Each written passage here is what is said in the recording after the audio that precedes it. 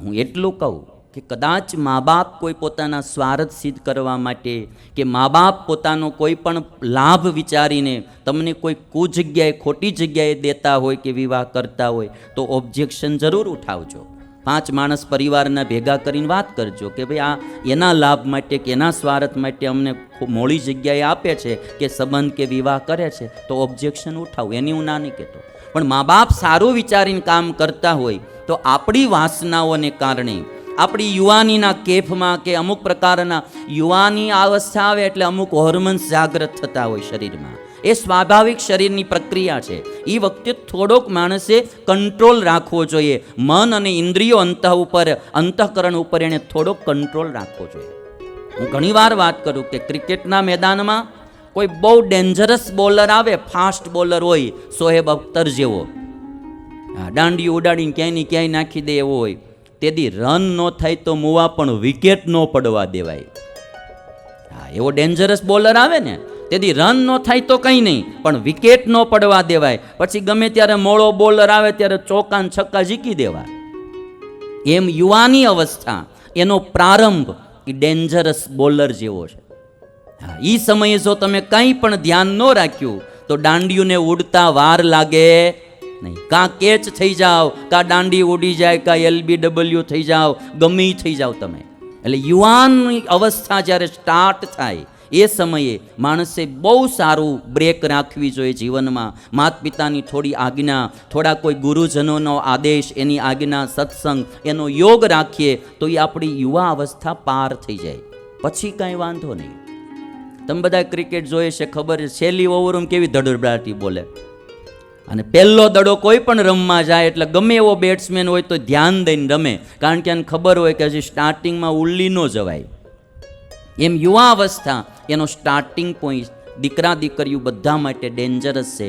એને થોડો સાવધાનીપૂર્વક જીવવો જોઈએ, મર્યાદાપૂર્ણ જીવવો જોઈએ, માતા પિતાના અનુશાસનમાં રહીને જીવવો જોઈએ અને થોડાક સત્સંગમાં રહીને જીવીએ તો એ પોઈન્ટ ડેન્જરસ પાર થઈ જાય. રામને આ વાત કરી. મને આ વાલ્મીકી રામાયણની કથા કરવાનું મન એટલે થયું કે આમાં અમુક કથા જે તુલસીકૃત રામાયણમાં નથી એ કથા આમાં લખાણી છે અને આપણને પ્રેરણાદાયી કથા છે. એટલે બધી દીકરીઓને, દીકરાઓને મારી વિનંતી, મા બાપની આજ્ઞામાં રહી અને જીવન જીવવું, આજ્ઞા બારું જાવું નહીં. તમને હું કહું છું, આમાં છે ને આજ્ઞામાં જે રહે ને એ બધાને ગમે. હાવ સ્વચ્છંદી ન થવું, હાવ મનમુખી ન થવું. મા બાપને ગમે એમ કહી દેવું, તમને ખબર ન પડે ને આમ છે ને તેમ. ભાઈ હજી આપણને કાંઈ લાંબી ખબર ન પડતી હોય, ખબર એને જ વધારે. કારણ કે ગમે એટલો માણા ભણે, બાકી જ્ઞાન તો અનુભવથી જ થવાનું છે ભાઈ. સાચું જ્ઞાન તો અનુભવથી થવાનું. જીવન જીવવું પડે છે. જીવન બધાને જીવવું પડે છે અને મા બાપ જીવા હોય એટલે એના અનુશાસનમાં રહેવું. આજકાલ લોકો ધીરે ધીરે એકદમ સ્વચ્છંદી થવા માંડ્યા છે, દીકરા દીકરીઓ બધા. અને જે કંઈ આવા ઘટનાઓ ઘટતી હોય, અમારા અમુક હરિભક્તો બિચારા આવીને રોતા હોય, સ્વામી અમે દીકરીઓને દીકરાની જેમ રાખી હતી અને એણે જે આ ખોટા પગલાં ભર્યા તો બહુ દુઃખ થાય છે. કેટલાય બાપોને મેં રડતા જોયા છે. એટલે હું આ કથા કહું છું. એટલું ઉતાવળું ન થઈ જવું. કામ બાબતમાં, કોઈ પણ બાબતમાં થોડીક ધીરજ, થોડોક જીવનમાં સંયમ એ આપણામાં હોવો જોઈએ. મહાત્મા ગાંધી અમુક ઉંમરે એમના પત્નીની સાથે પણ બ્રહ્મચર્ય વ્રત રાખતા હોય ભાઈ, અને પોતાના કસ્તુરબાને, પોતાની પત્નીને માં સમાન માનતા હોય તો આપણે આપણા જીવનમાં થોડોક સંયમ રાખવો જોઈએ. એ ગાંધીને મહાત્માનું બિરુદ એમ નહોતું મળ્યું, એનામાં સંયમ હતો. ગાંધીજીના પત્નીને ના પાડેલી ડૉક્ટરે તમારે મીઠું ન ખાવું, અને કસ્તુરબા છતાંય મીઠું ખાતા હતા. એટલે ગાંધીજીએ કીધું કે તને ડૉક્ટરે ના પાડી છતાંય મીઠું શું કરવા ખાશો? તો કહે છે કે મીઠું એટલે શાક દાળમાં નાખવું પડે. તો કહે છે કે મીઠા વિનાનું ક્યારે ખાઈ તો જો ખબર પડે. ગાંધીજી કે જા, તું જ્યાં સુધી સાજી નહીં થા ત્યાં સુધી આજથી હું પણ મીઠું નહીં ખાવું કે. મહાત્મા ગાંધીએ નિયમ લઈ લીધો. પછી તો કસ્તુરબાને વિનંતી કરવી પડે કે તમે મારા હાટું તમે મીઠા વિનાનું ન ખાવ, તમે ખાઈ લો. આ તો ભીષ્મ જેવી પ્રતિજ્ઞા બાપુની. તો તું હાજી નહીં થા ત્યાં સુધી નહીં ખાવ. ગાંધીજીની ઇન્દ્રિયો અંતઃકરણ ઉપર સંયમ હતો. એ ખાલી નેતા નહોતા, એ એના ઇન્દ્રિયો અંતઃકરણના પણ નેતા હતા. એ આગના આત્મા બોલે તો જ જાય, નહીતર ઇન્દ્રિયો આગી પાછી જાય નહીં. આવો સંયમ ગાંધીજીના જીવનમાં હતો. આપણા જીવનમાં સંયમ બયમ બહુ રહ્યા નહીં. ખાણીપીણીમાં ડાયાબિટીસ હોય તો મળો લાડવા ખાધા વિના ન રહીએ કે અમુક અમુક તો ભેગા ઇન્જેક્શન રાખે. હા, લાડવો ખાઈ લઈને પછી ઇન્સ્યુલિન્સનું ઇન્જેક્શન લઈ લે. આવું ન રાખવું. થોડોક સંયમ જીવનમાં હોવો જોઈએ. આંખ ઉપર, જીભ ઉપર થોડો સંયમ હોવો જોઈએ.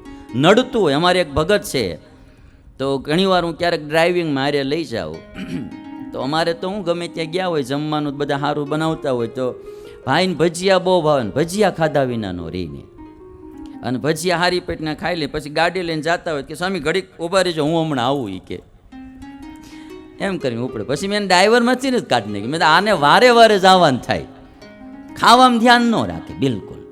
જો મારી તમને રિક્વેસ્ટ છે, આપણે ફોર્સ કાંઈ કરતા નથી, આપણે આનંદથી જીવવાળા માણા. અહીંયા તમે નહીં કાંઈ મારી વાત લ્યો તો પાછી લેતો જઈશ ને ધોરાજી જઈને શરૂ કરીશ.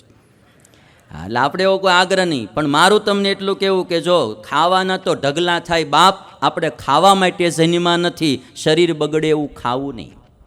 હા, બને ત્યાં સુધી કોલ્ડ ડ્રિંક્સ ન પીતા, એ બી શરીર બગાડનારા. પ્રિઝર્વેટિવ ફૂડ ન ખાતા, વાસી પેકિંગમાં પડેલા 5-5 દિન 10-10 દિન, એ શું કરવા ખાવા? તાજું ખાવું. હા, બને એટલું તાજું ખાવું, ક્યારેય વાસી ન ખાવું. શરીર સારું રાખવું હોય તો નાના નાના છોકરાઓને નકરા કોલ્ડ ડ્રિંક્સના રવેડે ન ચડાવવા, એને તમે સરસ મજાના ગીર ગાયના દૂધ પાવ. તમારું બાળક જો આમ રાતી રાયણ જેવું થાય. નાનપણથી તમે એને નકરી ચોકલેટું નાન તેન બધું ખવડાવ્યા કરો, એના કરતાં સરસ મજાની ટોપરું ગુંદર નાખીને હુખડી કરીને દબાવો, તમારું એનું શરીર કેવું મજબૂત થાય. આજકાલના મા બાપોને કંઈ રહ્યું જ નથી. છોકરાઓને નકરો આચો કૂચો જ ખવડાવ્યા કરે ને શરીર હાવ ભંગાર કરી નાખે. પહેલાંના બાપાઓ જો તમે કેવા મજબૂત હતા. એનું કારણ કે ચોખ્ખા દૂધ, દહીં, ઘી ખાતા અને ચોખ્ખો એનો આહાર હતો. વિકૃત બહુ આહાર નહોતા.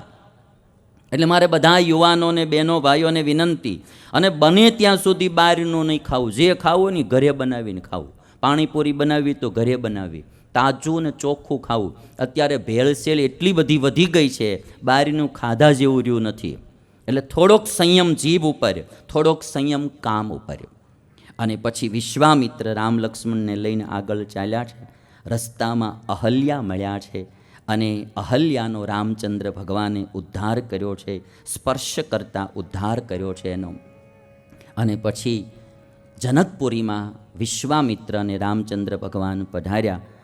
જનકપુરીમાં વિશ્વામિત્ર અને રામચંદ્ર લક્ષ્મણ આવ્યા એટલે જનક રાજાએ આવીને સ્વાગત કર્યું છે.